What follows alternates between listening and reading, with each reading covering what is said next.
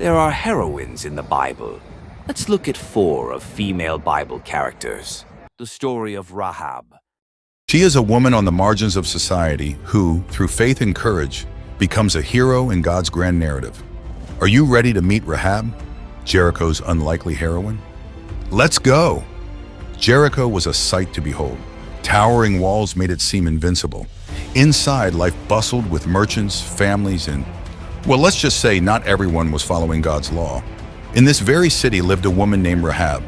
The Bible calls her a Canaanite, which basically means she wasn't part of God's chosen people, the Israelites. And let's be honest, her profession wasn't exactly, oh, holy. Rahab was a prostitute. But hold on, do not judge a book by its cover. What amazing story is about to unfold in Rahab's life? Let us find out later in this video. Do not forget to like and subscribe for more exciting Bible adventures. Meanwhile, on the other side of those massive walls, trouble was brewing.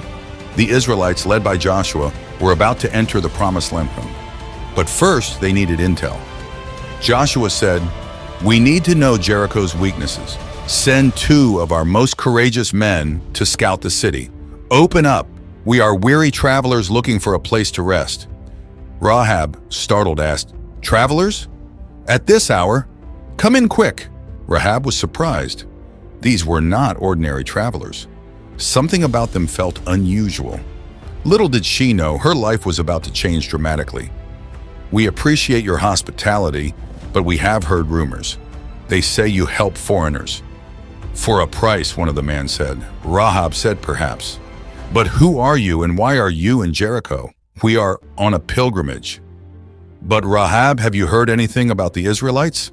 one of the men asked. "I have heard whispers. Fear of your God hangs heavy in the air." "The people of Jericho are terrified," Rahab said. Rahab knew she was in a dangerous situation, but something about these men, their reverence for God, gave her hope. The king's men approached Rahab to hand over the men, but she kept them hidden and told them, "Of course the men came to me, but I did not know where they came from. The men left when it was time to close the gate at dark, but I am not sure where they went. Hurry, pursue them. You might catch up to them."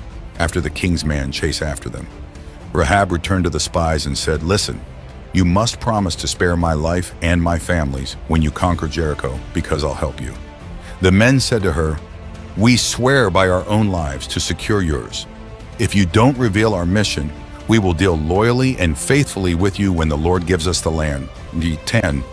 The men said to her, "We won't be responsible for this pledge you made us swear, unless when we come into the land, you tie this red woven cord in the window through which you lowered us. Gather your father, your mother, your brothers, and your whole family into the house with you. Will her faith in the God of Israel be rewarded?" Don't forget to leave a comment below. What do you think Rahab should do? They were lowered out the window using a rope she had provided. Rahab watched them go, her heart pounding. She had taken a huge risk, but a newfound hope filled her. She believed in the God of Israel, and she knew he would protect her. This is how they vanished into the night, bringing vital information back to Joshua and the Israelite army. Rahab's faith took courage. Will her trust in the Israelites be rewarded? Following God's instructions, the Israelites marched around the city walls for 7 long days. The people of Jericho watched in confusion. On the 7th day, everything changed. With a mighty shout, the Israelites blew their trumpets, and the walls of Jericho crumbled to the ground. The Israelites swarmed into the city, but they remembered their promise to Rahab. "Look, there it is, the red cord. This must be Rahab's home. Rahab, the Israelite leader Joshua, has sent us. We are here to protect you and your family, just as promised." Rahab's faith and courage had paid off. She and her family were safe under God's protection. Rahab's life took a dramatic turn. She abandoned her old life and began a new one with the Israelites. The story of Ruth. I'm Ruth, popularly known for my loyalty to my mother-in-law. But that is not all there is to my life. Join me as I tell the story of my life. It all began in Moab, where the sun beats harshly and the idols rule. I found myself bound by the bonds of love and duty. Married to Mahlon, son of Elimelech, a Judah man, our days were filled with joy. Then a famine struck the land. Elimelech, driven by hunger, sought refuge in Moab. Alas, the Lord visited not in the days of famine, and both Mahlon and his brother Chilion were taken. Naomi, yes, mother-in-law, is left behind. My heart ached with bitterness. Nonetheless, Naomi, a strong and faithful woman, resolved to return to Bethlehem, the land of her fathers. And I, Ruth, a daughter of Moab, a people not of the covenant, chose to cleave unto her. For where she went, I would go.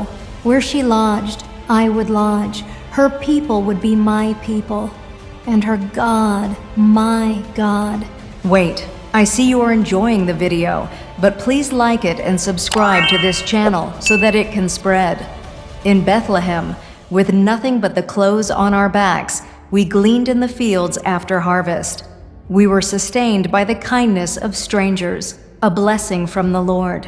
One day, as I toiled in the scorching sun, the Lord led me to the field of Boaz, a kinsman of Elimelech, and a man of great standing.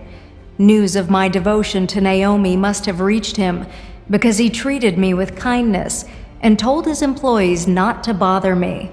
After telling Naomi about my experience at Boaz's field, she said, "Blessed be he of the Lord, who hath not left off his kindness to the living and to the dead." And Naomi said unto her, "The man is near of kin unto us, one of our next kinsmen." Naomi, wise and vigilant, saw some hope in this act. Following her counsel, I sought Boaz's favor, a path both strange and humbling. But the Lord in his wisdom used my act of faith to open a door. Boaz, an honorable and compassionate man, redeemed me in accordance with the ancient law.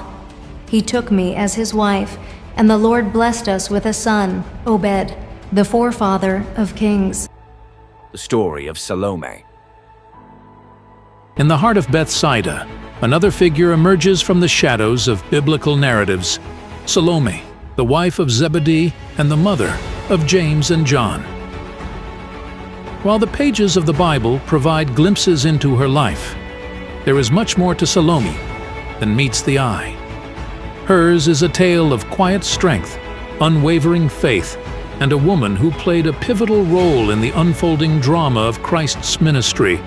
Salome, whose name means peace in Hebrew, embodied the qualities of a woman with a fervent spirit. Her commitment to her family and her faith in God set her apart in the close-knit community of Bethsaida. While her husband, Zebedee, may have been known for his fishing trade, Salome's legacy rested in the depth of her commitment to the teachings of the prophets. Her quiet devotion and virtuous character mirrored the ideals of the woman described in Proverbs 31, finding solace in prayer and guidance from above. Her marriage to Zebedee was not just a union of two individuals, but a coming together of two families with a shared commitment to faith. Together, they navigated the challenges and joys of life. As a mother, Zebedee's wife, Salome, played a crucial role in shaping the lives of her sons, John and James. She instilled in them the values of faith, hard work, and compassion. The echoes of her teachings can be seen in the way John and James responded to the call of Jesus, leaving their fishing nets to become fishers of men. Salome's aspirations for her sons, James and John, were not merely earthly. Like any mother, she desired the best for them. And her request to Jesus, recorded in Matthew 20:28, reveals a mother's heart yearning for the spiritual prosperity of her children. Her plea for her sons to sit at the right and left hand of Jesus in his kingdom showcased her deep understanding of the significance of their calling. She is also the women who found Jesus' empty tomb. As Jesus' ministry unfolded, Zebedee's wife found herself drawn into the heart of significant events. Her son, James, was among the inner circle of disciples who witnessed the transfiguration, an awe-inspiring manifestation of Jesus' divine nature. The untold truth about Zebedee's wife is the silent strength she displayed when her son James faced persecution. The martyrdom of James, the first of the apostle to be martyred for his faith, must have been a profound trial for her. Yet, in the midst of sorrow, she clung to the promises of Jesus, finding solace in the knowledge that her son's sacrifice was part of a greater plan. Zebedee's wife's influence extended beyond her immediate family. In the early Christian community, she embraced a spiritual motherhood, offering support and encouragement. Her active participation in the early Christian community reflects her commitment to nurturing the burgeoning movement of believers. As the threads of Salome's life weave through the gospel narratives, her legacy endures. Her quiet yet significant role in biblical history stands as a testament to the profound impact a woman of faith can have. In her unwavering support, fervent prayers, and resilience in the face of adversity, Salome leaves an indelible mark on the narrative of James and John. The story of Deborah. For 20 years, the Canaanite king Jabin, a cruel and powerful ruler, dominated the Israelites. Fear and oppression gripped the land. However, even in the darkest of times, hope exists. In this case, hope arrived in the form of Deborah. The Bible says in Judges 4:4 that Deborah was a prophet, a courageous woman who spoke God's message to the people. She wasn't just a judge who settled disputes. She was a leader who would fight for them. Deborah held court beneath a sprawling date palm tree, which was well known throughout the land.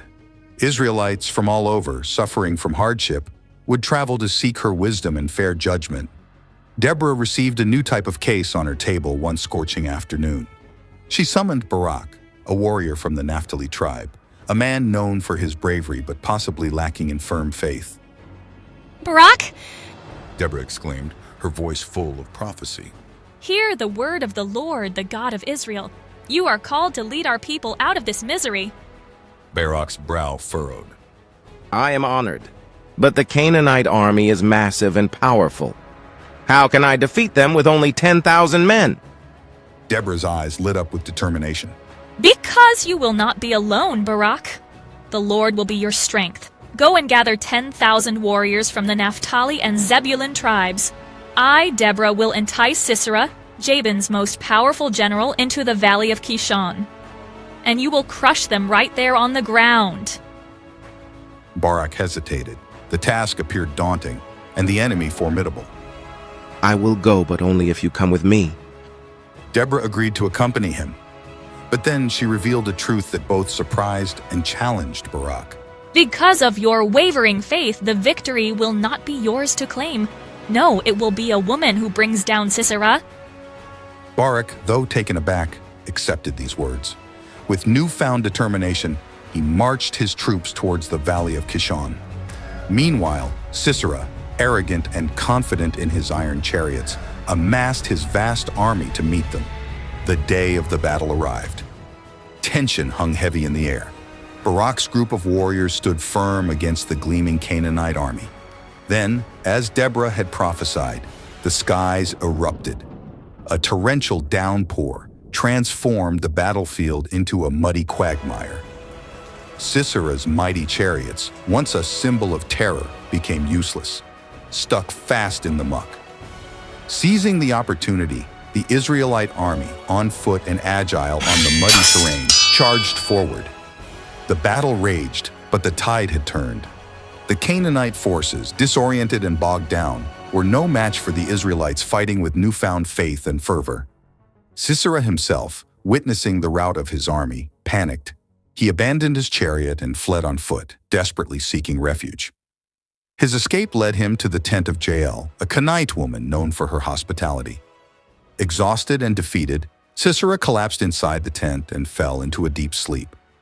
Jael, seeing an opportunity to strike a blow against Israel's oppressor, acted with courage and quick thinking. She grabbed a tent peg and with a swift, decisive movement drove it through Sisera's head. News of Sisera's demise spread like wildfire. Soon, the entire Israelite army, victorious and jubilant, returned from the battlefield. The land of Canaan was finally free from Jabin's tyranny. Deborah, the judge, the prophetess, and the one who inspired courage in others, led a victory song that echoed across the land. Her voice, powerful and filled with gratitude, rang out. Deborah's story is a testament to the power of faith and the strength that comes from trust in God. Deborah, the wise judge, the fearless prophetess, and the unwavering warrior woman. But Deborah's story doesn't end there. Her leadership ushered in a period of peace that lasted for 20 years. During this time, she continued to serve as a judge, offering wisdom and guidance to the Israelites, reminding them of God's faithfulness and the importance of following His laws. Remember that hesitant leader, Barak? Because of Deborah's encouragement, he became a mighty warrior. Just like Deborah inspired Barak, how can you inspire others with your faith and courage? If you enjoyed this story, please like it and share your thoughts in the comments below. And while you're there, why not subscribe for more exciting Bible adventures? We have a lot of stories coming up. Thank you, and God bless you.